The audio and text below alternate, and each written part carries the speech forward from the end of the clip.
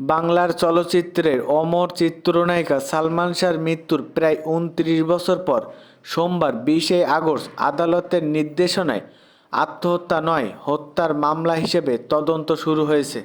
মামলায় ১১ জনকে আসামি করে তাদের দেশ ত্যাগের নিষেধাজ্ঞা জারি করা হয়েছে। এই বিষয়ে রমনা থানার পুলিশের চিঠি দিয়েছে কর্তৃপক্ষ। এদিকে ছেলের ন্যায় বিচারের জন্য সেই থেকে এখনও লড়াই করে যাচ্ছে নায়কের মা নীলা চৌধুরী। রমনা থানার অফিসার ইনচার্জ গোলাম ফারুক বলেন, সালমান শাহর হত্যা মামলার আসামিদের দেশ ত্যাগের নিষেধাজ্ঞা জারি করা হয়েছে। এছাড়া কয়জন দেশের বাইরে আছেন, যারা দেশে আছেন তাদের অবস্থান শনাক্ত করার চেষ্টা হচ্ছে। শিগগিরই অভিযুক্তদের গ্রেপ্তার করে আইনের আওতায় আনা হবে।